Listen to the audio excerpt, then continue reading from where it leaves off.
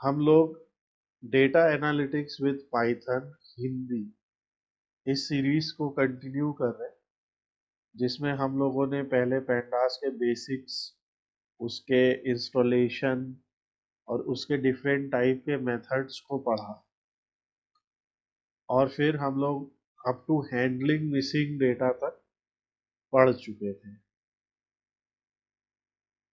अब आज का जो हमारा चैप्टर है वो बेसिक pandas से रिलेटेड है और ऑपरेटर्स इन pandas ये हम लोग पढ़ेंगे। हम लोग इस सीरीज को पाइथन से कंटिन्यू करके आए हैं और सेम सॉर्ट ऑफ जो ऑपरेटर्स थे वो हमने पाइथन में भी पढ़े थे। वही सेम ऑपरेटर्स हम pandas में भी देखेंगे कि किस तरीके से ये ऑपरेटर्स का यूज करके हम डेटा को फिल्टर कर सकते हैं या डेटा को एनालाइज कर सकते हैं। जो अभी हम शुरुआत में जो मेजर ऑपरेटर्स कवर करेंगे वो है कंपैरिजन ऑपरेटर्स, और दूसरा जो ऑपरेटर हम कवर करेंगे वो है लॉजिकल ऑपरेटर्स।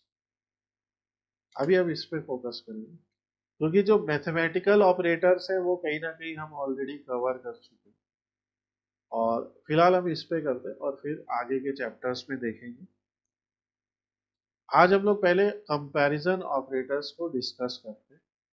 कंपैरिजन ऑपरेटर जैसा इसका नाम है, ये एक वैल्यू को दूसरी वैल्यू से कंपेयर करता है और कंपेयर करके आउटपुट दिखाता है कि ये सही है या गलत है।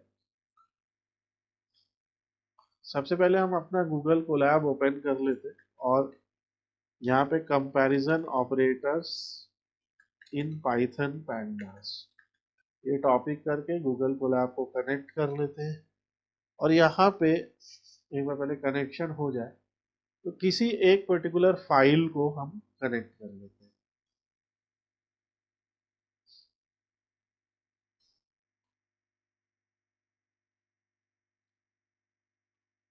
आज मैं आपको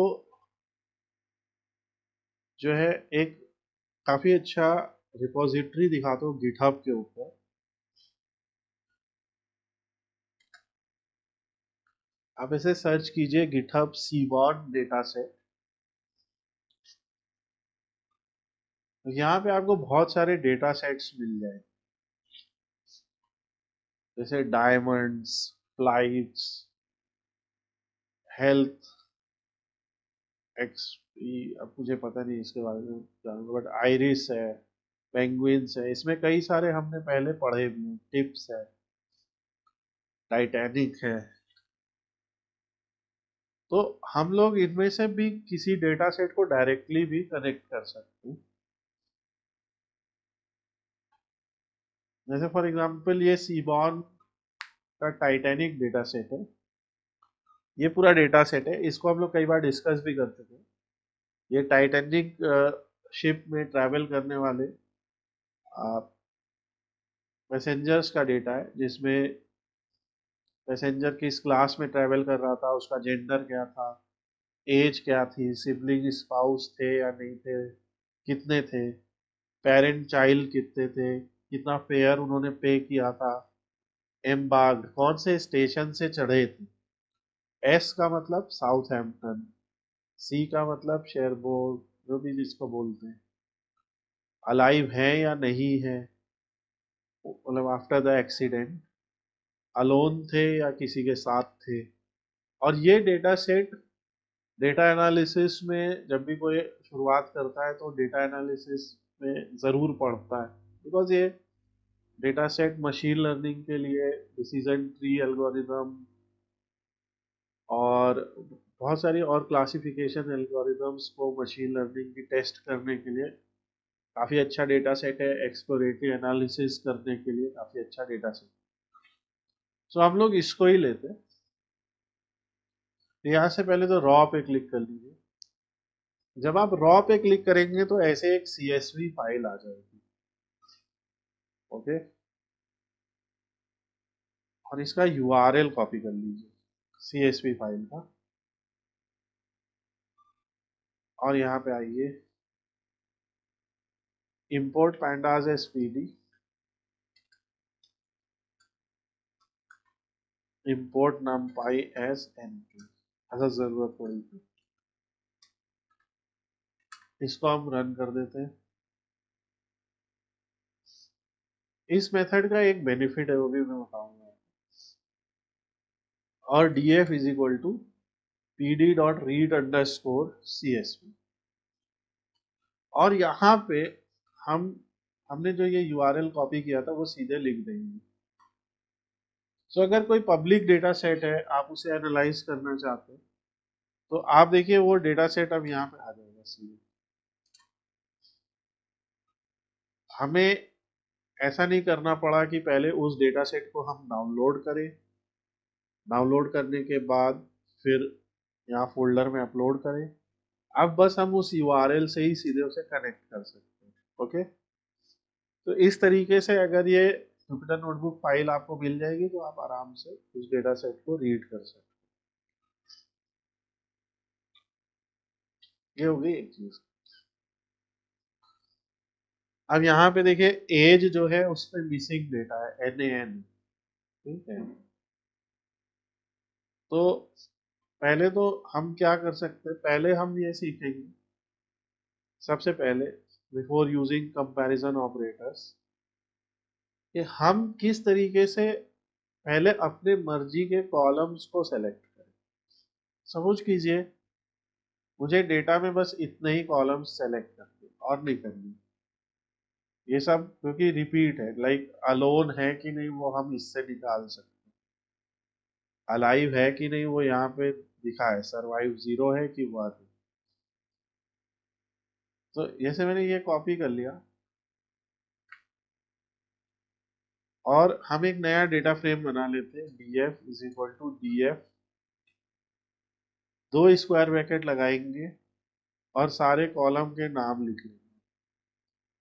इस तरीके से कॉमा सेपरेटेड लिस्ट हम बना लेंगे कॉलम के नामों की, और ये सेलेक्ट के बराबर होगा, लाइक हम सेलेक्ट कर रहे हैं सम columns from table.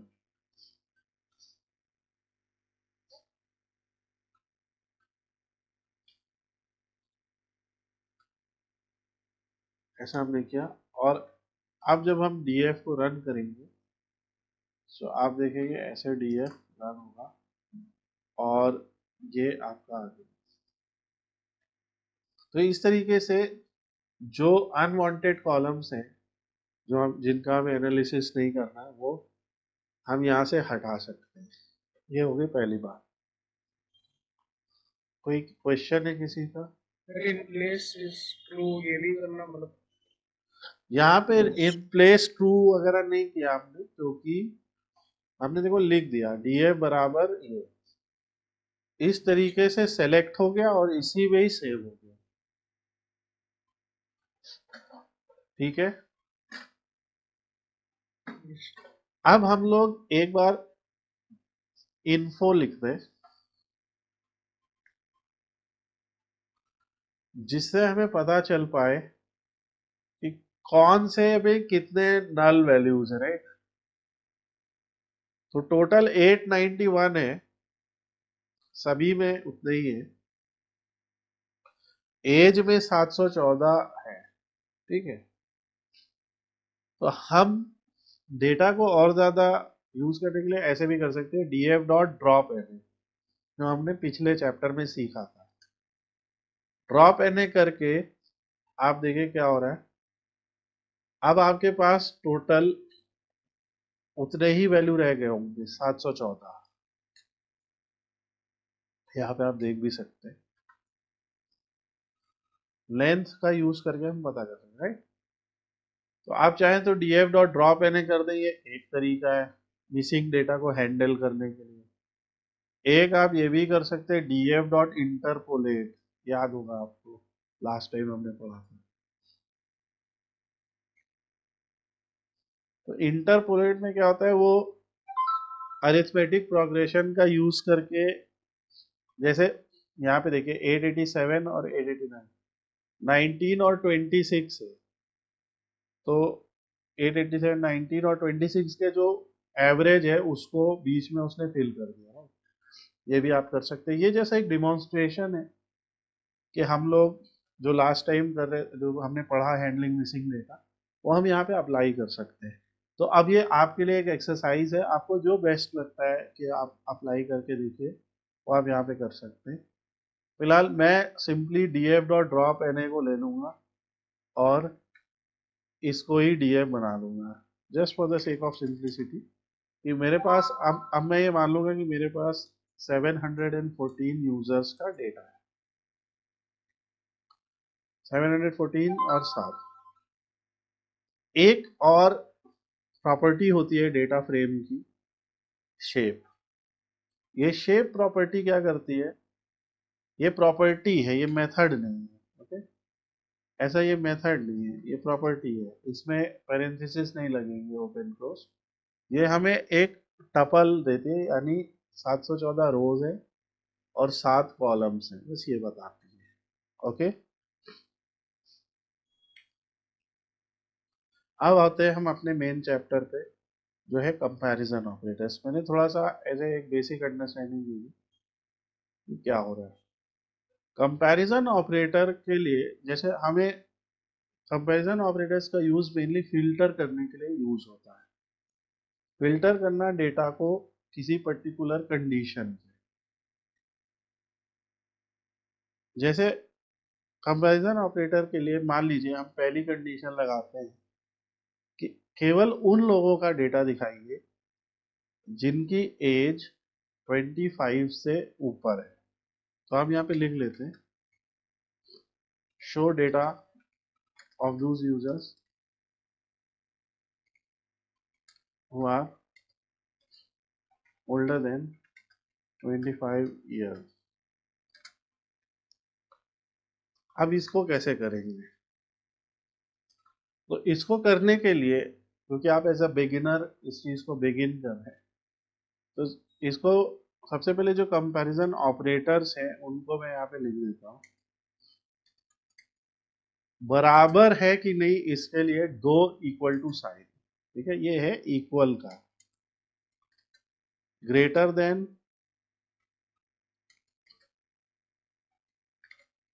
Less than, greater than equal, less than equal, not equal. Okay, ये ऑपरेटर, ये सिंबल जो है, या इन सिंबल्स या इन स्पेशल कैरेक्टर्स का जो कॉम्बिनेशन है वो ऑपरेटर है। ओके, तो सबसे पहले आप कंडीशन, अब यहाँ पे कौन सा यूज होगा, जो मैंने सवाल पूछा है इसमें कौन सा यूज होगा? Sir greater than. सीधी सी बात है। और ग्रेटर ये क्या है, वो आर ओल्डर देन, इसके लिए कॉलम कौन सा हम पकड़ेंगे?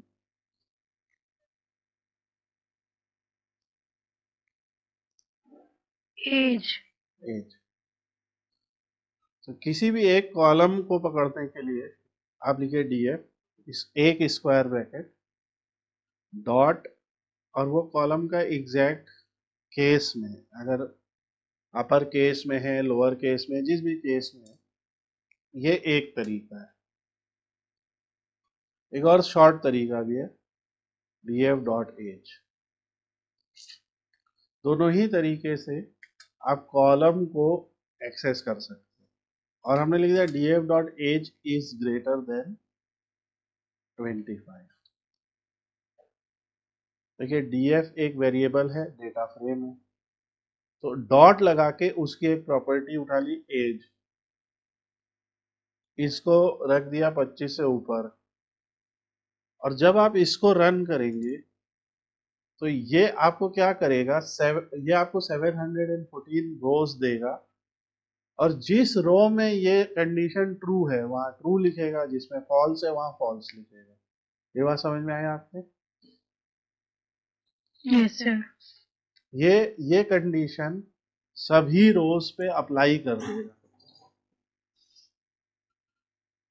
पर इससे फिल्टर तो नहीं हुआ डेटा। आप समझ रहे हैं बात? इस तरीके से ठीक है, हमें पता चल गया कि कहाँ पे सही है कहाँ पे गलत है ये बात, ठीक है। तो ये एक स्टेप हुआ। अगला स्टेप है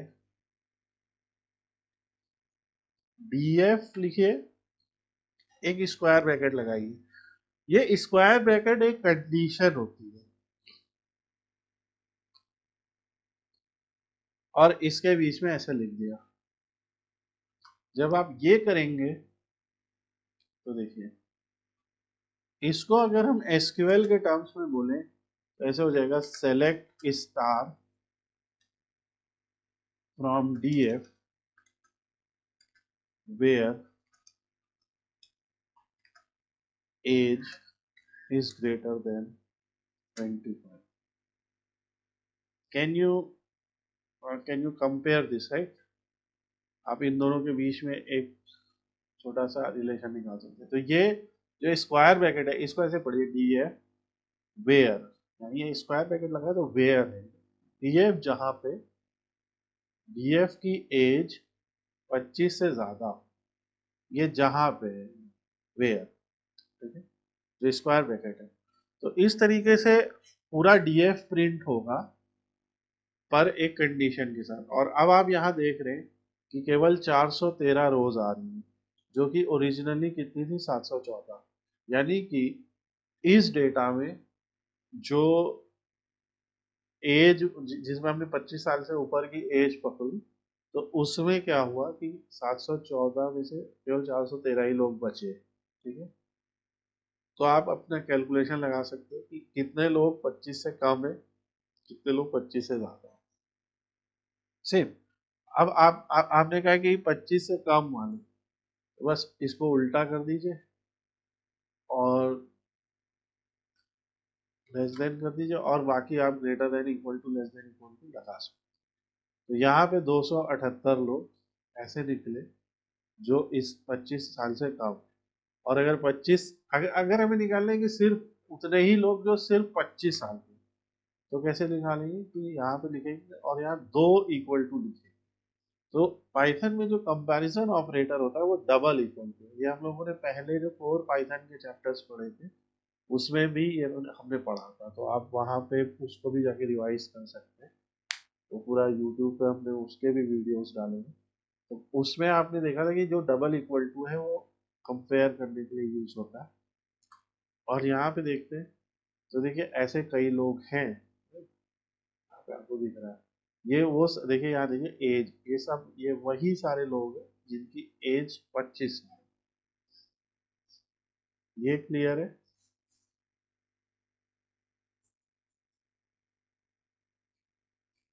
फिर से देखिए, सिंपल सा है। पहले कंडीशन लिख लीजिए जो भी आपसे कहा गया है, और फिर उस कंडीशन को उठा के डीएफ के स्क्वायर ब्रैकेट के साथ लिख दीजिए। एक और उदाहरण देखते हैं तो और अच्छे से समझ में आएगा। अगर मान लीजिए हमें और उठाने की, जहाँ पे जेंडर फीमेल है हम इसे उठा, तो हमें दो डेटा, हमें डीएफ को दो पार्ट में ब्रेक करो। एक का नाम रखो मेल, का नाम रखो फीमेल, ऐसा, ठीक है, जस्ट एनालिसिस करने के लिए। तो हमने लिखा मेल इज इक्वल टू, पहले हम कंडीशन लिखते हैं, तो हमने लिखा डीएफ डॉट, और जो हमारे कॉलम का नाम है जिसको हमें फिल्टर में यूज करना है, उस कॉलम का नाम लिखिए, इज इक्वल टू, और जो आपकी कंडीशन, जैसे पहली कंडीशन है मेल, जब आप ये करेंगे तो अगेन ट्रू फॉल्स ऐसा आ जाएगा। फिर क्या करिए, इसे open square bracket close square bracket और यहाँ पे डीएफ लिख दीजिए। इस तरीके से क्या होगा, आप देखिए क्या होगा, सिर्फ और सिर्फ मेल आ गए, दिख रहा है? आप लोगों को Yes, ये sir. समझने में कोई दिक्कत है? No, sir. बाकी लोग सब लोग प्लीज इंगेज कीजिए, ठीक है? सो सिंपल सा है, DF where DF gender is male, simple. और इसको मेल नाम से सेव कर लीजिए ऐसे, और सेम कॉपी करते हैं, फीमेल, और यहाँ पे फीमेल। अब इसको करने का फायदा क्या है, लाइक क्या मिल जाएगा? तो अगर हम लिखते हैं मेल डॉट, और यहाँ पे एक कॉलम लेते हैं सर्वाइव। सर्वाइव्ड कॉलम क्या है? मैंने फिर कहा, देखिए कॉलम को किसी, मेल क्या है, एक डेटा फ्रेम है, ठीक है? और इस डेटा फ्रेम के किसी कॉलम को पकड़ना है, तो ऐसे लिख देंगे उस कॉलम का नाम, ये एक तरीका है। और अगर आप सेफर साइड रहना चाहते हैं कि कभी कॉलम के नाम में स्पेस आ जाता है या कोई स्पेशल कैरेक्टर या कुछ ऐसा आता है, तो आप इस तरीके को ही याद रख सकते हैं, ये भी सेम चीज है। वैसे लिखा मेल डॉट सर्वाइव, तो इससे वो कॉलम सेलेक्ट हो गया। और अगर हमने लिख दिया डॉट वैल्यू अंडरस्कोर काउंट्स, ये ऐसा मेथड है जो बहुत यूजफुल मेथड है, इसके थ्रू आप बहुत सारी चीजें कर सकते हैं। तो ये देखिए क्या हुआ, यहाँ पे क्या पता चल रहा है कि टोटल जितने भी मेल थे उसमें 360 तो मर गए बेचारे, और 93 बचे। और इसी चीज को ग्राफिकली दिखाने के लिए हम क्या कर सकते हैं, dot plot kind is equal to कुछ भी जो आपका, जैसे बार बार एच या पाई, जैसे यहाँ के लिए अगेन, अभी थोड़ी देर पहले जो हम चैप्टर डिस्कस कर रहे थे कि एक नॉमिनल वैल्यू है, तो उसके लिए पाई से हम आराम से दिखा सकते हैं इसको। तो यहाँ पे देखिए 0 और 1, आप देख रहे हैं कि मेल के केस में 0 की संख्या कितनी ज्यादा है, राइट? Yes, sir. और इसी तरीके से आप अगर यहाँ पे फीमेल लीजिए, क्योंकि हमने दो अलग अलग नामों से लिखा है, क्योंकि कॉलम तो फीमेल में भी वही सारे होंगे, क्योंकि है तो उसी टेबल का पार्ट। तो यहाँ पे आप देख रहे हैं, यहाँ पे आप देखो कलर 1 को ब्लू कर दिया, राइट? तो हम क्या करते हैं, हम लिखते colours, colour is equal to B O, पहले इसको ट्राई करते हैं, बी ओ,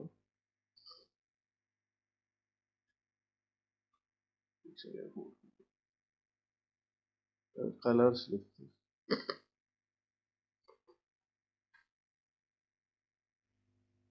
बेसिकली के स्क्वायर ब्रैकेट में ही हमें कलर्स लिखना है, क्योंकि स्क्वायर ब्रैकेट एक ऑर्डर्ड चीज होती है, आपको पता है लिस्ट होती है, राइट? लिस्ट ऑर्डर्ड है, तो सेम ऑर्डर हम रखेंगे। तो इस तरीके से क्या होगा कि 0 को वो रेड कलर दे देगा और 1 को ब्लू कलर दे देगा, ठीक है? तो दोनों ग्राफ अगर हम बनाएंगे, तो लाइक देखिए यहाँ पे 0 को ब्लू और ये, ठीक है? सो अगर मानो ये बना भी रहा है तो मैं ऑर्डर बस बदल देता हूँ। हमारा जो मोटिव है वो सिंपल है कि दोनों में हमें सेम कलर देना है, लाइक 0 रेड है और 1 है। तो यहाँ पे आप देख सकते हैं कि जैसे अगर हम इसको कंपेयर करें, और हम आगे ये भी सिखाएंगे कि मल्टीपल एक्सिस ग्राफ्स किस तरीके से बनाए हमने, ठीक है? लाइक एक ही एक्सिस के ऊपर 2 ग्राफ 3 ग्राफ हम लोग बना सकते हैं, तो वो समझाएंगे। बट इनको अगर हम कंपेयर करते हैं, देखिए फीमेल वाला, यहाँ पे हम टाइटल भी दिखा सकते हैं, title is equal to female survive. So ये सारे पैरामीटर्स भी आपको याद रखना, लाइक प्लॉट के में काइंड है, कलर्स है, टाइटल है। एक और चीज होती है फिग साइज, लाइक आपने लिखा फिग साइज, मान लो हम ग्राफ को 3,3 दिखाना चाहते हैं, तो 3 यूनिट, ये एक छोटा ग्राफ है अपने से, ठीक है? आप फिट करना चाहते हैं कि आपके कॉलम में फिट हो, सो अभी फिलहाल हम इसको साइड बाय साइड कंपेयर करते हैं, जिससे एक इंटरेस्टिंग एनालिसिस निकल के आएगी। और वो यही है कि यहाँ पे देखिए, ये इधर वाला फीमेल है, आप देख रहे हैं कि फीमेल के केस में आपको 1 ज्यादा नजर आएगा, और जो मेल के केस में आपको 0 ज्यादा नजर आएगा, ठीक है? इवन ये चीज आप सीधे वैल्यू काउंट्स लिख के भी पता कर सकते हैं। तो आप देख रहे हैं कि ओवरऑल में लगभग 250 समथिंग ऐसा नजर आता है, 260 समथिंग, तो उसमें 200 के आसपास को तो बचा ही लिया गया, ठीक है? रेशियो आप देख सकते हैं, और यहाँ पे देखिए लगभग 400 के 500 के आसपास थे, जिसमें 360 तो चलेगी। तो इससे ये एक समझ में आता है कि उन्होंने ये स्ट्रेटजी की कि पहले पहले लॉट में कि फीमेल और बच्चों को बचाया जाए। अब इसमें बच्चे कैसे निकालेंगे?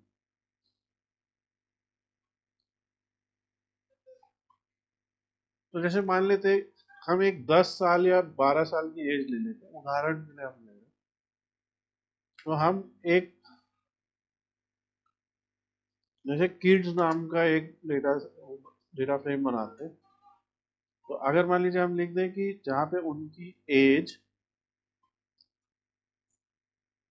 वैसे 14 से कम थी, ऐसे तो 18 से भी हम कम ले सकते हैं, बट हम एक मान रहे कि हाँ चलो किड्स ऐसा था, डिपेंड करता है हमारे एनालिसिस पे। तो सेम वही चीज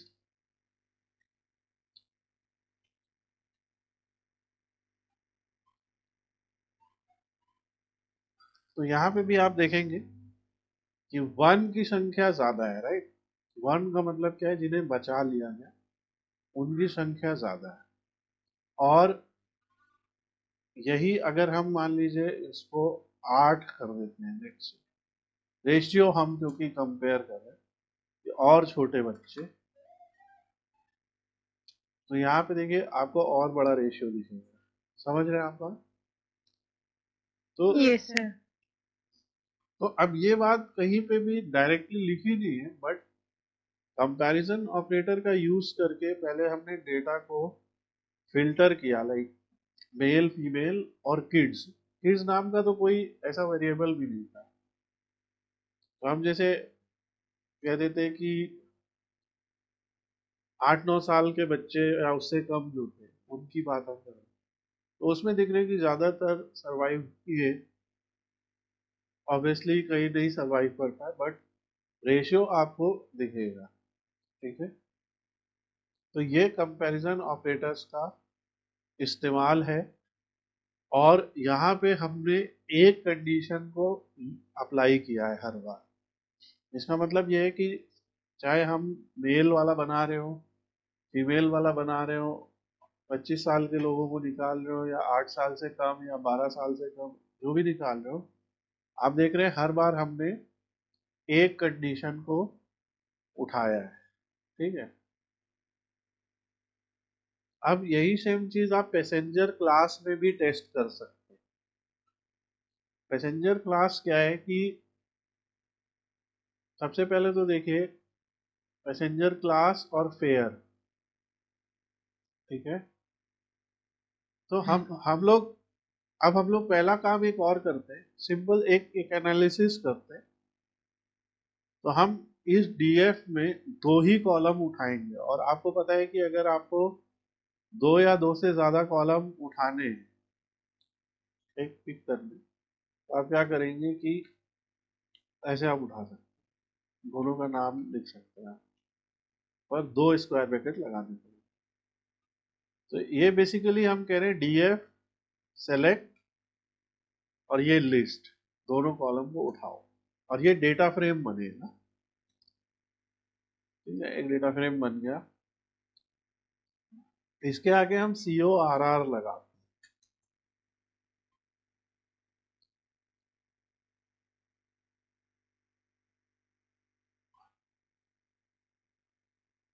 जो pandas CORR है वो कोरिलेशन है फिर का, ठीक है। इस फंक्शन का ऑफिशियल डॉक्यूमेंटेशन आप यहाँ पे भी पढ़ सकते हैं। तो ये पेयर वाइज कोरिलेशन है, मतलब एक वेरिएबल का दूसरे वेरिएबल के साथ कोरिलेशन निकालते हैं। और बाय डिफॉल्ट यहाँ पे जो मेथड यूज हम करते हैं वो पियर्सन मेथड है। आप कैंडल, स्पीयरमैन ये भी कर सकते हैं। अगेन इसके बारे में हम लोग आगे समझेंगे। और ये अपने आप एनए या नल वैल्यूज को एक्सक्लूड करता है, ठीक है। अब इसका मतलब क्या है ये समझते हैं, कोरिलेशन दिखा क्या रहा है। यानी जब हम पैसेंजर क्लास को बढ़ाते हैं तो फेयर देखिए माइनस में है। आप समझ रहे बात? Yes, sir. ये एक तरीके की प्रोबेबिलिटी है, ठीक है। इससे हमें ये समझ में आता है कि क्योंकि पैसेंजर क्लास 1 है, राइट, पैसेंजर क्लास 1 लिखा है, 1 2 3। तो इससे एक तरीके से ये समझ में आता है कि जो 1 2 और 3 है पैसेंजर क्लास, इनका जो एवरेज फेयर प्राइस है 1 का ज्यादा है। आप समझ पा रहे बात? और हम लोग एक और भी काम करते हैं। मैंने लास्ट टाइम आप लोगों को ग्रुप बाई से इंट्रोड्यूस किया था, ठीक है। क्योंकि हम कंपैरिजन की बात कर रहे हैं तो ग्रुप बाई भी कहीं ना कहीं डेटा को इस तरीके से फिल्टर करने में हेल्प करता है। ग्रुप बाई का पर्पस क्या है? सबसे पहले आप इस डेटा को देखिए और मुझे 2 मिनट विजुलाइज करके बताइए कि आपको कोई ग्रुप नजर आते हैं क्या यहाँ पे। सो देखो, जेंडर एक तरीके का ग्रुप है, राइट। मतलब यहाँ पे डेटा को कैटेगराइज किया गया है कि इस टाइप के मेल या फीमेल, ठीक है। वही सेम आपके क्लास के ऊपर भी अप्लाई होता है, ओके। ऑल्दो ये क्लास नंबर के फॉर्म में दिया हुआ है, पर है ये एक लेबल। लाइक जैसे हम लोग इंडिया में ट्रेन में जैसे सफर करते हैं, सो यहाँ पे हम लोग जो है इसको जैसे third AC, second AC, first AC like something करते हैं, तो वैसा ही है। और इनफैक्ट अगर आप ओरिजिनल डेटा यहाँ पे देखेंगे तो यहाँ पे भी आपको देखिए पी क्लास इस तरीके से भी दिया हुआ है। सो ग्रुप बाई का यूज करके सबसे पहले तो हम लोग ग्रुप बना सकते हैं। जैसे ये क्लास है लाइक पी, पी क्लास, तो हम पीसी बोल देते हैं या पीसीजी यानी P class group.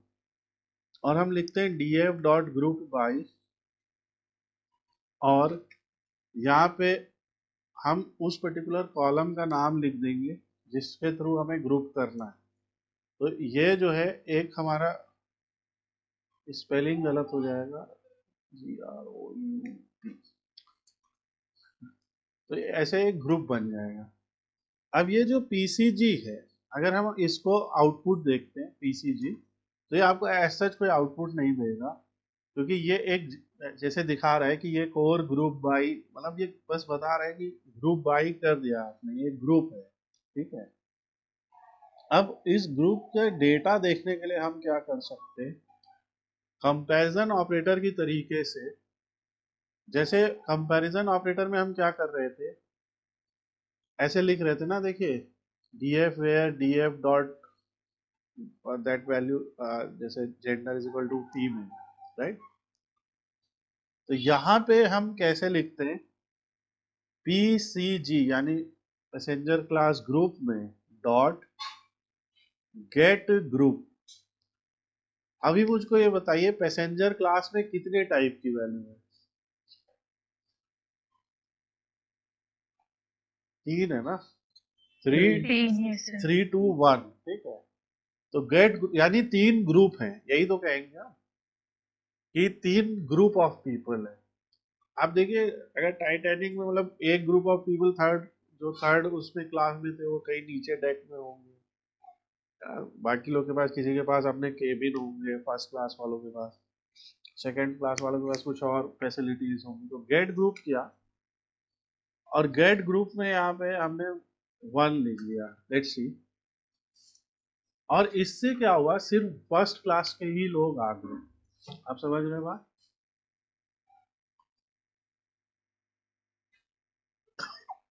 Yes, sir. ये भी एक तरीके का, ऑल्दो ये कंपैरिजन ऑपरेटर एज सच नहीं है, बट ये भी कंपेयर करने का एक तरीका है। इस तरीके से भी आप फिल्टर कर सकते हैं डेटा को, ठीक है। यही तो आप लोग प्रैक्टिस के लिए क्या करेंगे, यही सेम चीज अप्लाई करेंगे जेंडर के ऊपर। आप क्या करेंगे, जेंडर नाम का ग्रुप बनाएंगे, फिर लिखेंगे df dot group by sex, और फिर आप लिखेंगे जो भी ग्रुप है डॉट गेट ग्रुप मेल। तो आपको क्या हो जाएगा, सारा मेल आ जाएगा डेटा, तो वो भी सेम आउटपुट आएगा, ठीक है। और ये करके आप बताएंगे। अब हम आते हैं गेट ग्रुप के ऊपर। तो ये इसकी एक मेन बात। दूसरी बात क्या है कि इसमें बहुत सारा न्यूमेरिकल डेटा है numerical data, like survive, P class तो है नंबर ही, मगर वो एक तरीके का न्यूमेरिकल नहीं मानेंगे उसको, बट एज एक न्यूमेरिकल है, पाँच फेयर। सो आप देखिए ध्यान से, हमारे ग्रुप का क्या नाम था, PCG, पैसेंजर क्लास में। अगर मैं यहाँ पे लिख दूं मीन, सिर्फ ऐसे, ओके, मैं बेसिकली कह रहा हूँ कि इसमें अंदर जो भी डेटा है उसका मीन निकालो, ठीक है। ध्यान से ऐसे देखिए, ये सारी चीजों का मीन निकाल देगा। पर यहाँ पे एक बड़ी इंपॉर्टेंट बात है, जिससे हमें बहुत इंपॉर्टेंट एनालिसिस मिलेगा। आप मुझे बताइए, अब आपको पता चल पा रहा है क्या कि एवरेज पैसेंजर क्लास, मतलब पैसेंजर क्लास का एवरेज फेयर कितना है, और इसको देख के आप बता सकते हैं कौन सी क्लास का फेयर ज्यादा है, कौन सी का कम, yes, राइट। यहाँ बहुत, और एज भी देख लो।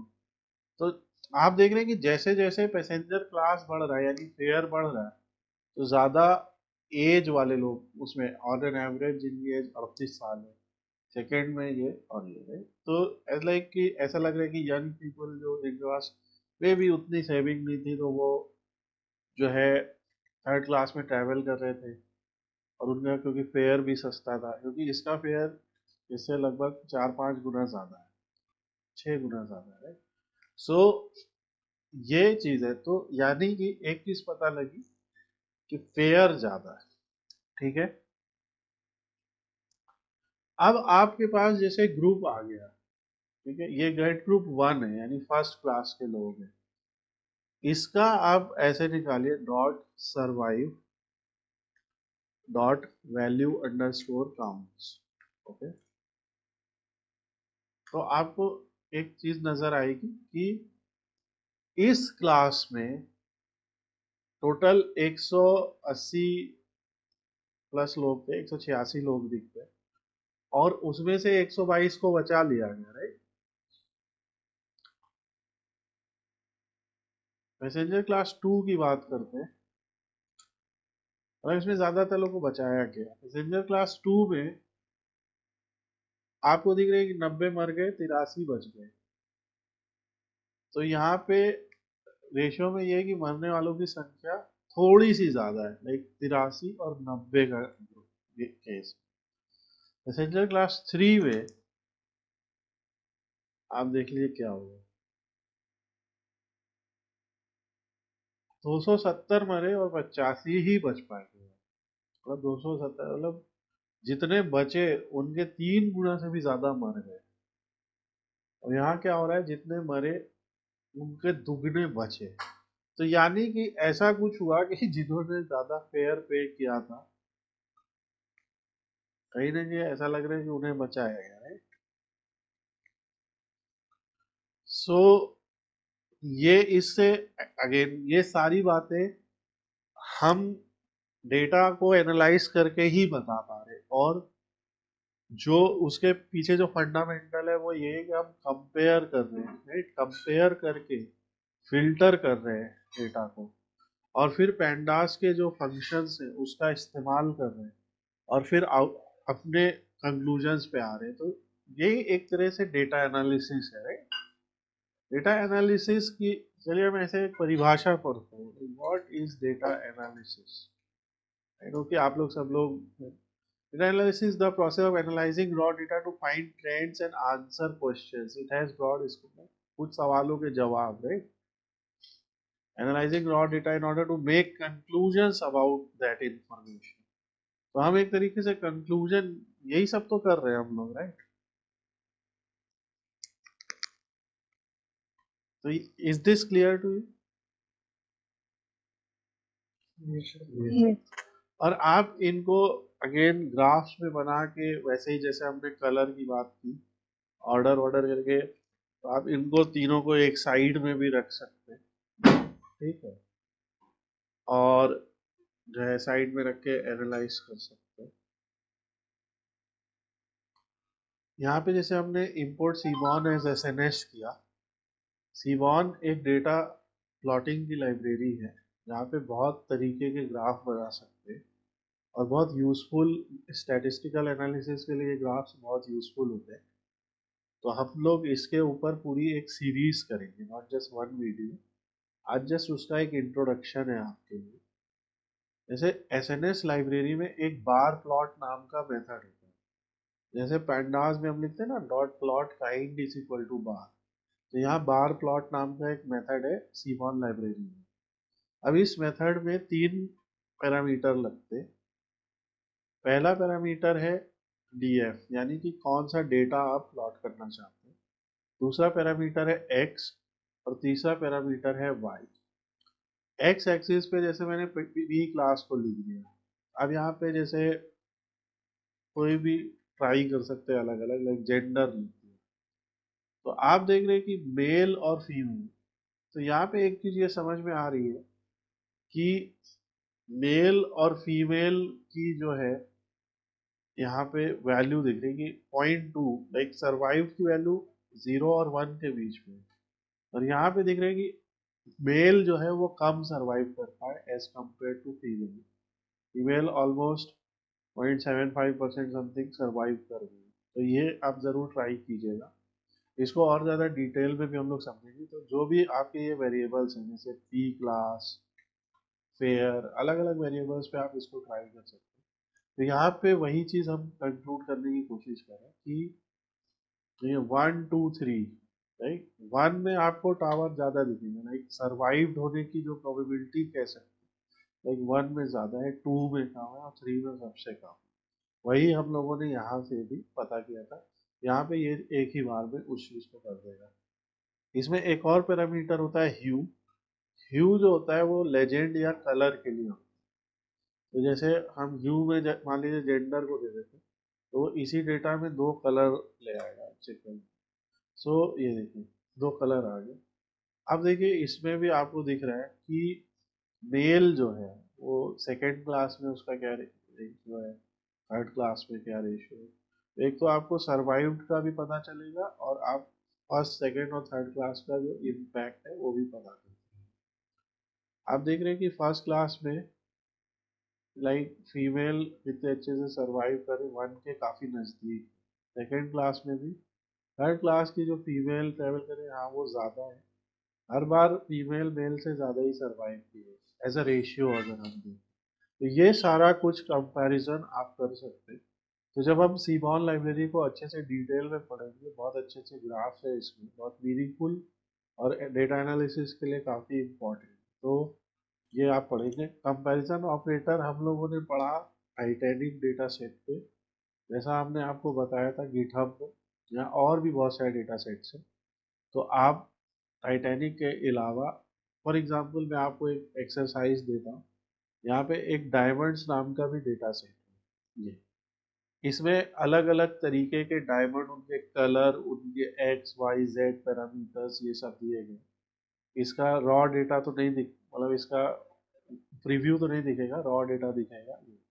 लाइक कितने कैरेट का है, कट क्या है, कलर क्या है। तो आप इसकी एक्सप्लोरेटरी एनालिसिस कीजिए और आप जो भी रिपोर्ट बना सकते हैं पैंडास के थ्रू। लाइक आप बताइए कि आइडियल का प्राइस ज़्यादा है कि प्रीमियम का ज़्यादा है, राइट। आप बताइए कि कैरेट के बढ़ने से प्राइस बढ़ता है या घटता है। आंसर हमें पता है बट डेटा को एनालाइज करके बताइए।